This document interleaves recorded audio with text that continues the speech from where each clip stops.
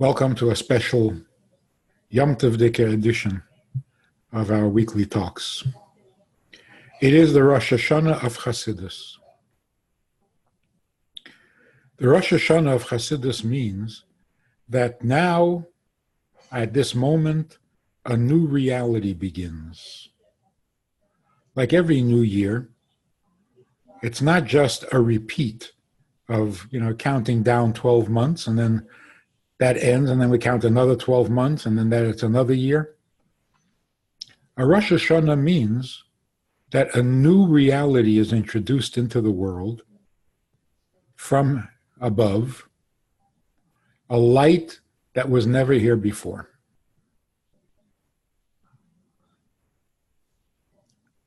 So each year has a theme, each year has a challenge.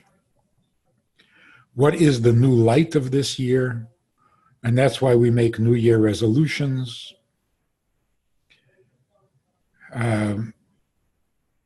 So the opportunity for breaking old habits and starting good habits, new habits, is what the new year represents. There really is a change in reality. And that's why you can stop being what you used to be, and you can become something you never were. That's the idea of a new year. When it comes to a new year for Chassidus, it means that not only in the externals can something change, habits, good deeds, but even internally, b'pnimius, which is what Chassidus is all about, Pnimius HaTorah. Even internally, we can make some significant changes on this day. What changes do we need to make? What changes are required of us? The change is from the human condition to the superhuman condition, from the rational to the super-rational, from the normal to the supernormal. Now, what that means,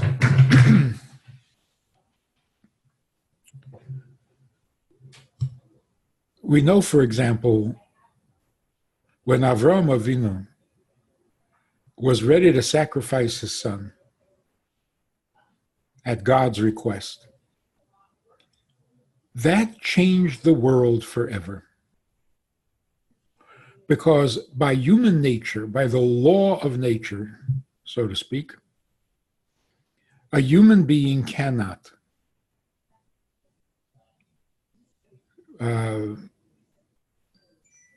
overcome his love for his only child, who is going to continue in his path, who is going to be the only one who will continue your legacy. It is not within the realm of human possibility to sacrifice and give up a child. When Avraham did, he introduced something new into the human economy. He invented, he created a new reality. In this new reality, all of his children, all of his descendants, for all generations to come, will be capable of putting the ideals beyond or above their child's presence. For example, back in Russia, when people sent their children off to the underground yeshivas, there was a distinct possibility that they would never see their child again. Actually, that was a possibility even if you didn't send your child to yeshiva. You could disappear, the child could disappear. But the point is, there was a choice, a conscious, purposeful choice to send your child to the cheder, to the yeshiva, knowing that he might never come back to your home. Not that anything would happen to him, but you would be separated forever. Where does that come from? From Avraham. So in the course of history, human beings quite regularly stepped out of the human condition, introduced a superhuman behavior or feeling, and once that breach was made, that ability became the property of anyone who chooses it. So what is the greatness of Avraham, that he gave up his son when Jews throughout history gave up their children for the sake of godliness? The greatness of Avraham was he is the one who made it possible for everyone else to do this. So one of the things we need to notice about the sweep of history and the effect of Torah on the world and on nature. There is a ceiling, some kind of a mystical ceiling that marks the end, the ultimate of human capability. On the other side of that line, there's godliness or infinity. Every now and then, that ceiling is breached, and a little piece of what lies beyond is drawn down into this world and becomes the new reality, the new law of nature.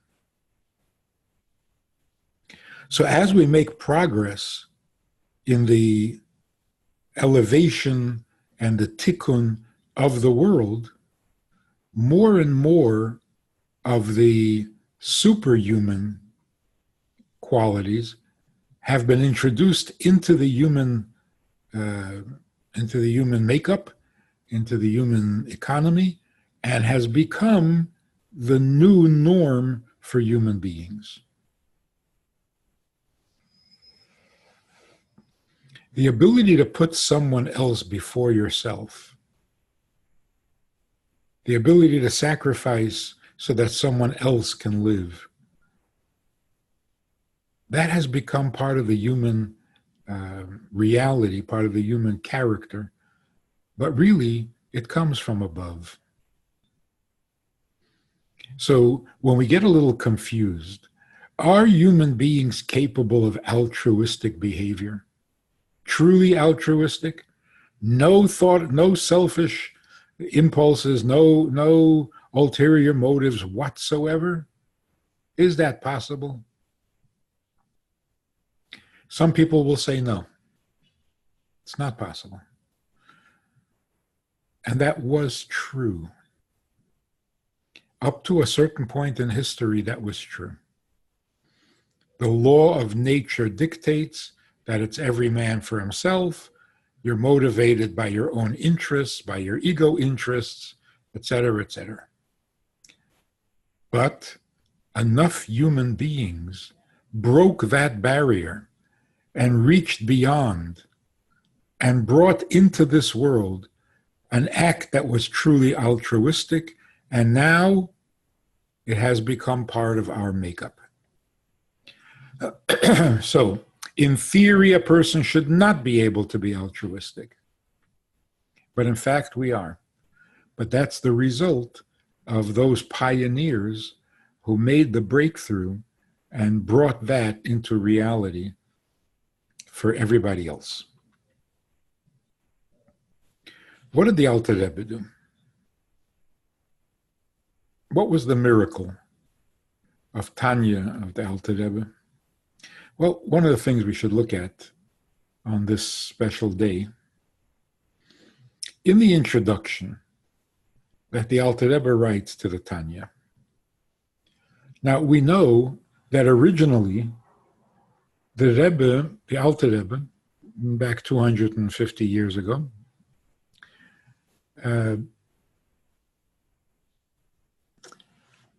published pamphlets on various subjects that people would come to the Rebbe for advice about. The most common questions that people would ask, the Rebbe put out a little brochure to present the answer and the instructions so that those who have that question don't have to bother to make the long and sometimes arduous trips to Lozhne or to Ladi. And it also eased the burden on the Alter Rebbe that he didn't have all those visitors constantly coming to ask their question. So there was a pamphlet on each issue that people had in their search for a way to serve God properly. The book of Tanya is the compilation of all of those pamphlets worked into the form of a book. So at its essence, Tanya is a book of advice, answers to questions that people had about how to serve God properly. So the introduction to the published book of Tanya, the Rebbe writes that people are going to ask or complain, can a written work substitute for a face-to-face visit? When Chassidim would come to the Rebbe for a private audience, it was eye to eye, heart to heart, soul to soul. It had a very powerful effect. The amazing empathy that a Rebbe has for a Chassid, that he could see clearly, the Rebbe could see clearly what the issue was, the nature of the Chassid, the potential of the Chassid, and where he should put his efforts and what he should not try to do that is frustrating him. The Rebbe knew you better than you knew yourself. But that's from a visit. The question that people were asking is, can a book do justice? Can a book be a substitute for a face-to-face visit, a heart-to-heart talk? And the Rebbe said it's a good question, because human books written with human intelligence certainly cannot answer your question in an intimate, meaningful way, because every writer has his own biases and his own shortcomings, and it's going to be reflected in his writings. But even if the writing is inspired and every word written is holy and true, how does that serve as a particular guide to an individual who needs to know how, under their particular circumstances, they are supposed to serve God properly? And sometimes, even if the information is there in the book, the reader doesn't see it. And of course, the writer doesn't know whether the reader understood, got it, was affected by it, was inspired by it, or it missed the mark. So the Rebbe says these are good questions. But I am addressing in this book people who know me well, who have come to see me, who have exchanged or revealed their personal and individual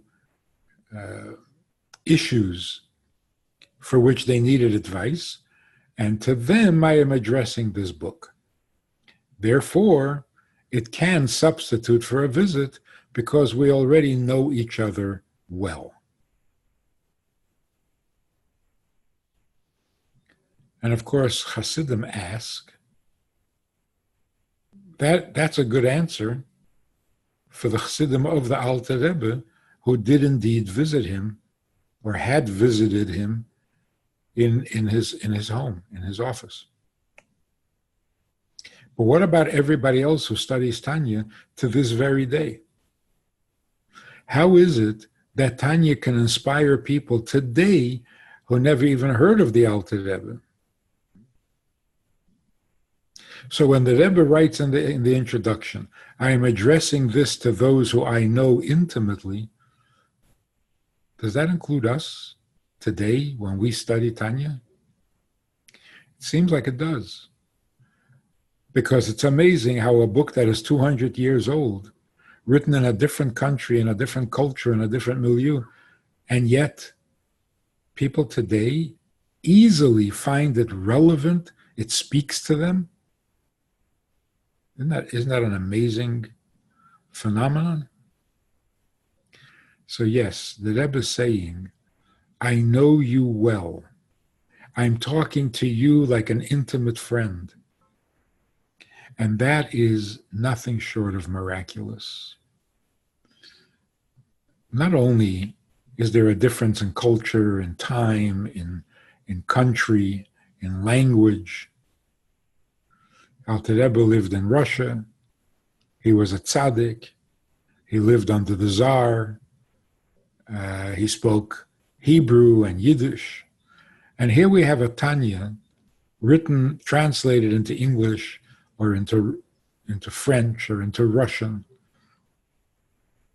And people are inspired by it in an immediate, up-close, personal kind of a way. Aside from that,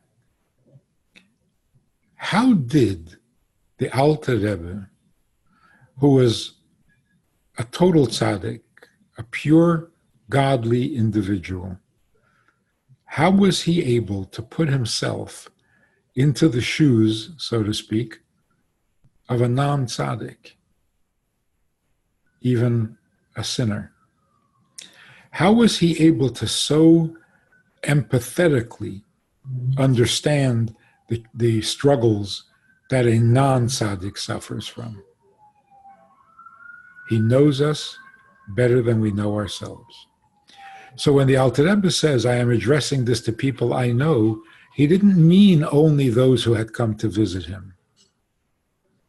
He meant all the people who had the questions of those who came to visit. We have the same questions. What do I do with my bad moods? What do I do with my evil inclination? How do I understand God better? In what way can I serve him? Same questions. Different time, different place, different language, same questions. So the Rebbe is telling us, I understand you, I know you, and therefore I am not writing in an academic, detached fashion. I'm addressing you in the way that I know you. And therefore, the words you read on this page are going to work. They're going to have the intended effect. But it's mind-boggling to think of the distance, the gap between a Rebbe and a person who is not even completely traditional or moral or practicing. The distance between them is an infinite gulf. And yet the Rebbe, probably with some pain and discomfort, put himself in our shoes so thoroughly, so completely, so selflessly, that he came away with an understanding of all of our weaknesses, all of our impulses, all of our shtick. And because he was such a smart man, he understood us better than we understand ourselves. Which would explain how the writings of the Tanya can feel so relevant and so familiar to people who never picked up a Jewish book. That itself is a break in the limits of nature. The Alter Rebbe introduced an empathy that was not possible in the past, before him. To be able to overcome the barriers of geography, of time, of culture, and of language, and still come across as relevant and appealing to the minds and the hearts of Jews today, it has now become possible, but it wasn't always. So the Alter Rebbe literally changed the world. Now we know, of course, Yutes Kislev is the day that Alter Rebbe was released from Tsarist imprisonment, where he sat for 53 days. 53 days with the threat of execution hanging over his head, because he was accused of treason, which is punishable by death. Incidentally, the Rebbe once mentioned that one of the accusations of treason against the Alter Rebbe came from the fact that the Rebbe collected a lot of money throughout Russia that he would send to the tiny Jewish settlements and communities in Israel back in those days. They were very poor. There was no way for them to make a living. They could survive only on the donations coming from outside of the country. Now, at that time, as you may know, the Turks ruled Israel, and the Russians were at war with Turkey. So the accusation against the Alter Rebbe was that the Alter Rebbe was sending large sums of money to support the Turks, king of Turkey, against the Tsar. So that was the treason. The other accusation was that the reason the Rebbe is supporting the Turks is because when the Turks win the war with the support of the Alter Rebbe, they will appoint the Alter Rebbe the king of Israel. So the Alter Rebbe was trying to set up a new kingdom, a new government in Israel, which again is treason because he's not content with the Tsar that he had. And the Rebbe said that behind every lie, there is a kernel of truth. The kernel of truth is the Alter Rebbe did want to set up a new kingdom, but not with himself as king, but with God as king. Alter Rebbe wanted nothing more than to make God the king of the world. At any rate, the point is that he was liberated, he was set free, and told that he may continue to teach what was originally thought to be anti-government or heretical.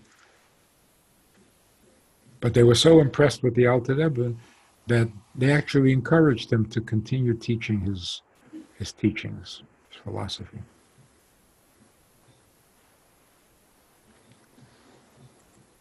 So one of the resolutions that we should make is that whenever we have a chance, whenever we have the time, we can go online and learn the daily Tanya. Tanya has been divided into the days of the year, so that there is a daily portion for every day of the year. And online, you'll find classes on the subject. They're interesting, they're captivating, and of course, it's Tanya. It's fantastic. The Rebbe was in jail for 53 days, reflecting the 53 chapters of Tanya, which means that the Rebbe was in jail one day for each chapter. What that means is that every chapter of Tanya was so radical, it was so revolutionary in the world of Torah. These were parts of Torah that had never been revealed before. These were ideas in Torah that had been kept secret for all these years. And now the Rebbe was revealing them. And not by hinting at them, but by explaining them thoroughly until the average human being can actually grasp it. So he was telling secrets out of school, whatever the expression is. And so he was accused of tampering with the laws of Torah. There's the revealed part of Torah, but there's the secret part of Torah, the hidden part of Torah. And he was revealing that which was hidden. But after 53 days, the courts in heaven determined that the Rebbe has a right to do this, it's justified, and then it devolved until the court here on earth, the Tsarist court, found the Rebbe innocent and encouraged him to continue teaching. As you go through the Tanya, paragraph by paragraph, you bear in mind, for every idea that you learn in a perek of Tanya, in a chapter of Tanya, the Rebbe sat in jail for that idea, with the threat of execution hanging over his head. So it must mean that every idea and every chapter in Tanya was so revolutionary that there was at least a momentary thought that the Rebbe should not be allowed to do this. So when the Rebbe came out of jail, this was seen as a message from heaven, that this part of Torah that had never been so revealed before, that was always kept like a secret, passed on in whispers from the most sensitive of scholars to the next most sensitive, but even among the scholars, not everybody got to learn Chassidus. Chassidus, of course, comes after Kabbalah. Kabbalah became publicly available in the times of the Ari, which is 400 years ago. It was further made popular by the Maharal of Prague and others. Then came Chassidus. Chassidus is not Kabbalah. Chassidus is not a commentary on Kabbalah. Chassidus is a part of Torah that had remained hidden until our times, until our generation, and then it was revealed for all. Kabbalah tells you what happens in heaven with heavenly bodies, with heavenly souls and angels. And it describes beautifully the holiness of heaven. Chassidus, particularly Chabad Chassidus, reveals the holiness that is inherent in the physical condition, in the finite, in the limited, and in the ugly. And that's why it is the preparation for Mashiach. Because if we can find the holiness and the godliness in everything, including a sin, then we have certainly helped to transform the unholy into holiness, the bitter into sweet, the dark into light. Because if you can understand, if you can explain a godly concept, a godly idea, to your own human mind, that's bringing God down to earth. True, it's not the earthiest part of earth. In fact, it's the most heavenly part of earth, human intelligence, the human brain. And yet, it was not time. It was not time to reveal everything. So the next generation, the next Rebbe, revealed another part. And so on. Each Rebbe revealed a part of Torah that wasn't there before.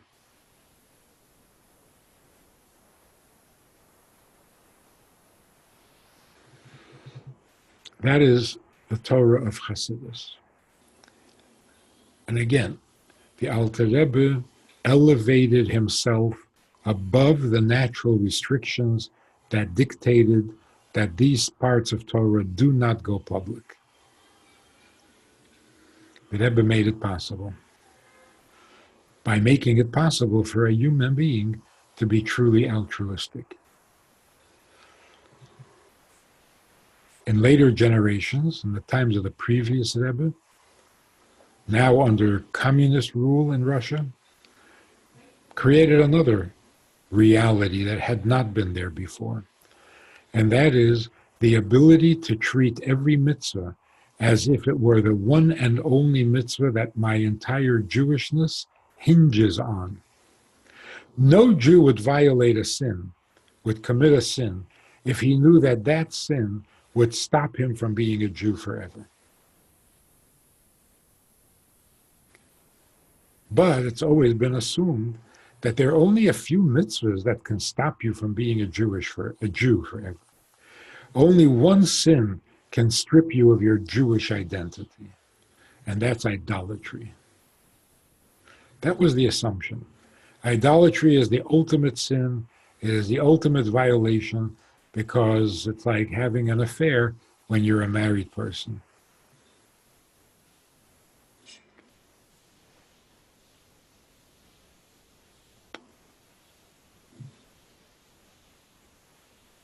The miracle, the breakthrough in human nature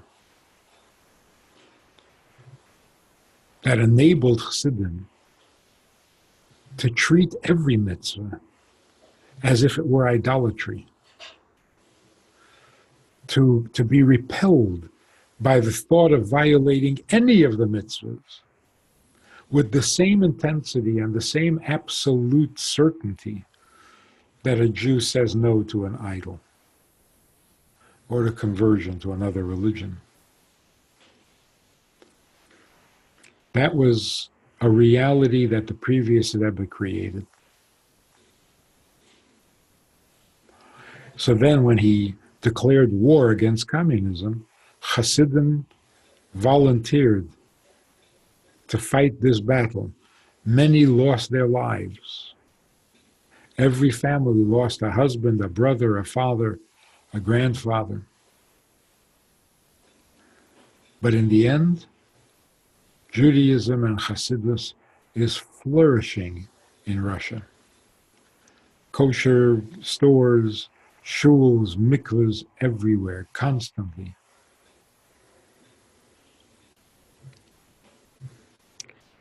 What did the Rebbe introduce?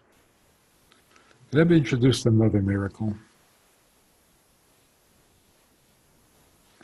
God wants to be present in this world. He created the world so that it would become his main dwelling place, more than heaven. Heaven does not satisfy God. But if we create him a home here in this lowest world, that will satisfy God. The ability to relate to that, to put God back into the center of the universe, because until now, we have been the center. When I have a problem, who do I complain to? When I have a problem, who do I depend on? When I have good news, who do I thank? God was always there in a service role. He'll take care of me, he'll protect me, he'll bless me, he'll teach me, he'll guide me, he'll punish me when I need to be punished, and he'll reward me when I deserve reward. He will do everything for me. And all I have to do is check in, make a bracha, keep a few commandments, and I will get the inspiration that I'm trying to give to others.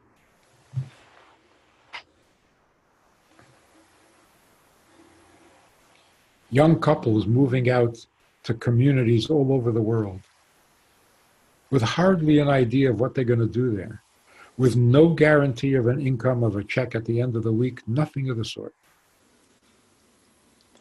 And yet today, years after the Rebbe has passed away, young couples are eager to take on that responsibility, a financial responsibility, a social responsibility, an educational responsibility, even a divine responsibility.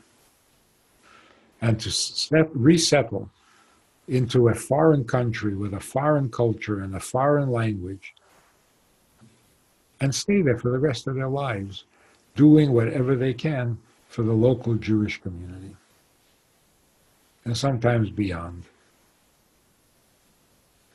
What do we call that? Mesiras Nefesh. Bigger than life, above limitations, beyond limitations.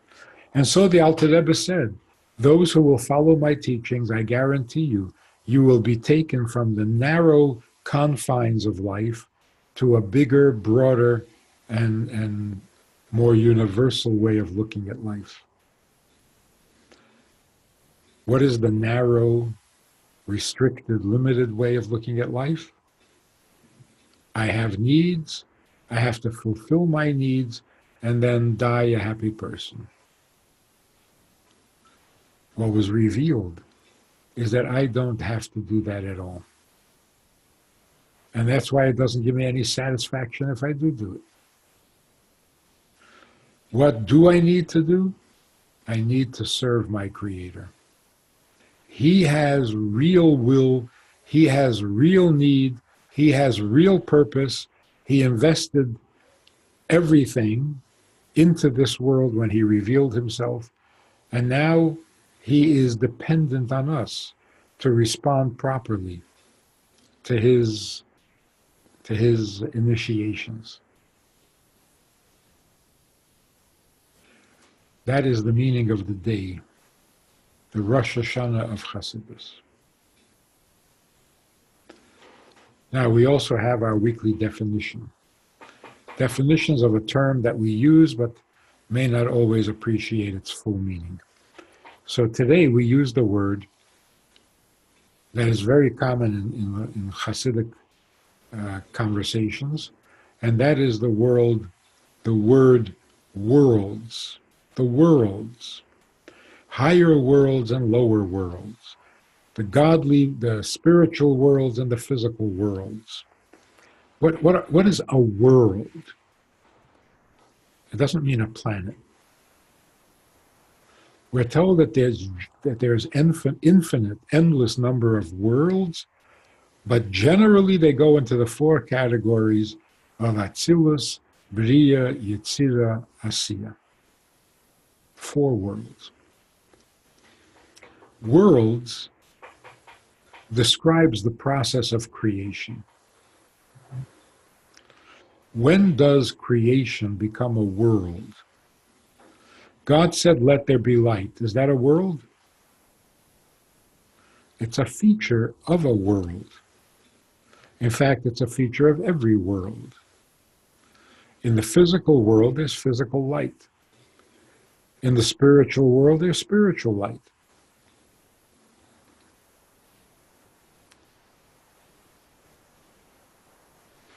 So in these revelations, as we go through the process of creation, there are 4 general realities, 4 degrees of removal from God. For example, just an example. When a person experiences a deep pleasure,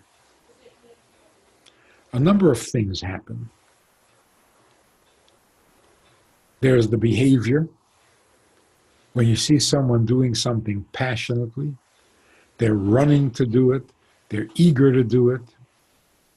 There's movement, there's action that expresses that passion. How far from the passion is the activity expressed by the passion?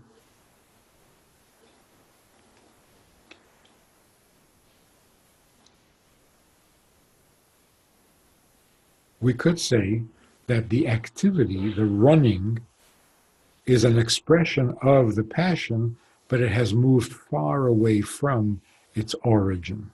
Because the passion is a sensation or a feeling in the heart or in the mind, whereas running is in the feet. Contrast that with the pleasure that shows up in the face of the person who is experiencing the pleasure. That shine. The shine is expressing the pleasure, but it doesn't go very far from its origins, from its source. In other words, the shiny face is not something you choose to do as an expression of the pleasure.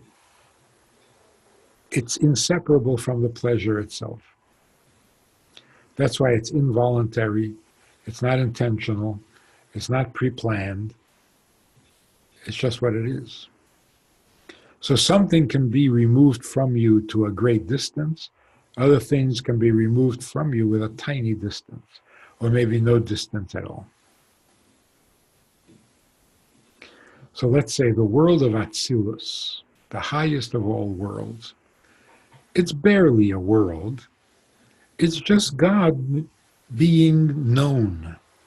So the world of Atzilus, the souls of Atzilus, know God thoroughly, intimately, without any blockage, without any interference, no curtains, no shades. God as God wants to be known. The result is the world of Atzilus is purely godly. There's nothing there that can't be explained, and therefore we have a definition of the highest world. A world that has barely separated from its origins. In this world, there are 10 attributes. There are souls. There are no angels. In the next world down, the world of Bria, here the separation from the source has become significant. There is now a created state. This created state is deeply conscious and aware of its creator. But now there's creator and there is creation. You might say that there's a self-awareness, the souls on the level of Bria, the angels created in Bria, they are self-aware. They know themselves, but they are overwhelmed by their awareness of God. So the awareness of God is 90% of their existence, and then there's 10% awareness of self. The next world down, the world of Yetzirah, again, in Bria, there are 10 divine attributes, Chachma, Bina, Das, kindness, love, and so on, but now they're on a removed level. They are now considered creations. Like when a person who is feeling pleasure expresses it in words, not just the shine of the face, which is involuntary and is just part of the pleasure itself. But the expression, the oral, the verbal expression of pleasure, this is already a decision. The person decides to say it, and the words come out and separate from the speaker, certainly from the pleasure that produced those words. So those words take on a life of their own, but they are very revealing of the pleasure that produced them. So if you hear the words, you hear the pleasure. In fact, you hear the pleasure so strongly, you don't even pay attention to the words. But they're there. The next world down is the world of Yetzirah. Here, self-awareness and awareness of God are equal. It's 50-50.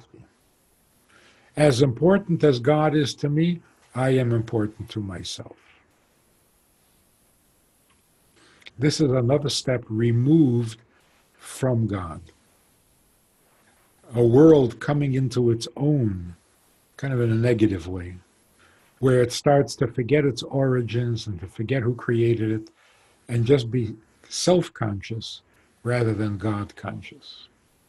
And then, of course, we have the lowest world. In the lowest world, we are primarily conscious of ourselves. 90% of our attention goes to ourselves, and 10% goes to God, on an average.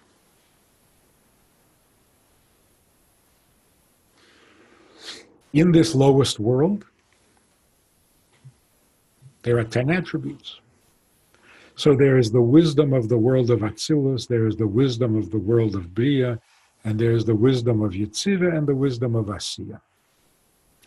There is the kindness, the emotions of Atzilus, the kindness and emotions of Bria, and so on. So each world is comprised of 10 attributes. They also have souls. In every world, there are souls. The highest of souls emanate from Atzilus, and you work your way down. Then in 3 of the worlds, there are angels. There are angels in the world of Bria, the angels in Yetzirah, and in the spiritual part of Asiya. Which means like this.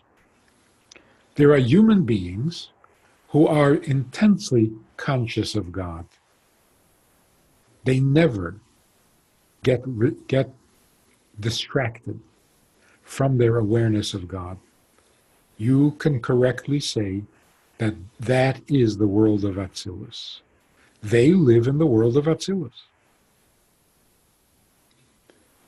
Another person is keenly aware of God, but also a little aware of himself, and he submits his will to God's will. He surrenders himself to God and serves God with all his heart, all his soul, and all his might. But he's conscious. There's he who serves God. That person can be said to be in the world of Bria, or what we would call a soul of Bria. And then the same is true of the world of Yetzirah, where the person is keenly aware of God, but just as much aware of himself. So it's 50-50. I'll do a mitzvah, then I'll do a sin to make up for it. I'll do something for God, then I'll do something for myself. The lowest of all worlds is the world of Asiya, where we are primarily aware of ourselves and we discuss God like some kind of a theory. Does he really exist? Do I really believe in him? Does he really run the world? Did he really create the world? We're not sure about him. We're very sure about ourselves. And that is the lowest and the furthest that a world can go from its creator. Because the next step would be a world that is so separated from God that it's incapable of recognizing God. And such a world would have no purpose whatsoever. So this world of ours, where we can deny God or get to know him, this is the lowest possible world. Because a world in which you can't get to know him and you cannot be aware of him, there can't be such a world. There would be no purpose to it. So let's sum it up. A world means a condition that has moved into self-awareness from the creator. Of course, that self-awareness is untrue. It's just the perception or misperception of the beings or the souls of each of the worlds. And people who experience that kind of awareness reflect or are in fact in those worlds. So you have 4 people standing side by side. One of them is in the world of Atzilus because to him there's nothing besides God. To the second person, he is in the world of Bria because God is so real and so big and so powerful that he surrenders his own will consciously, knowingly, to God's will.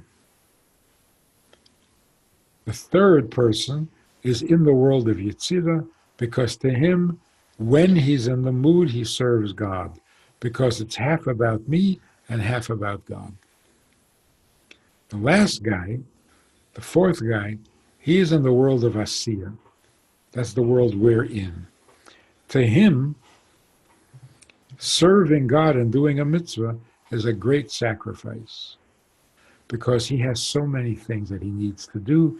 He's so busy with so many important things that if he finds a little time to daven, or a little time to say Modani in the morning, or a little time to put on tefillin during the day, this is to him a compromise and a sacrifice and a step out of his natural behavior.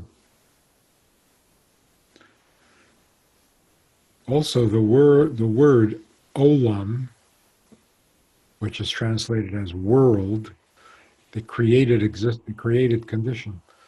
Olam is related to the word helam, which means concealment.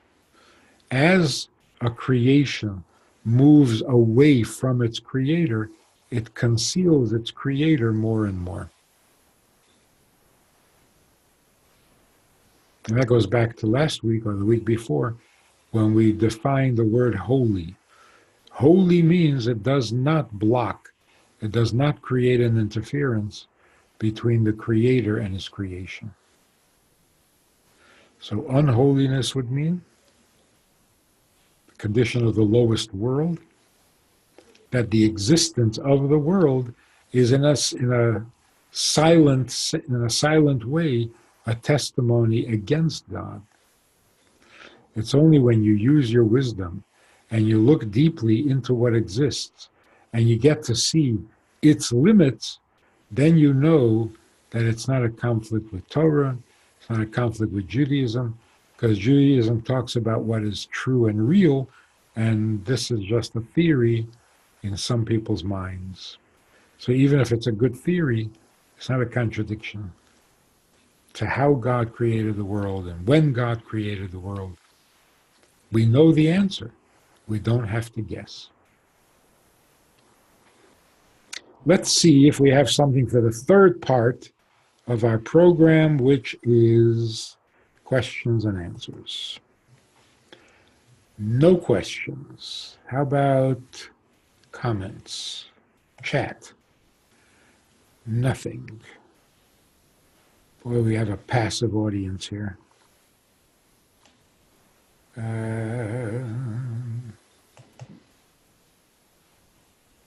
Nope. Okay. No further questions.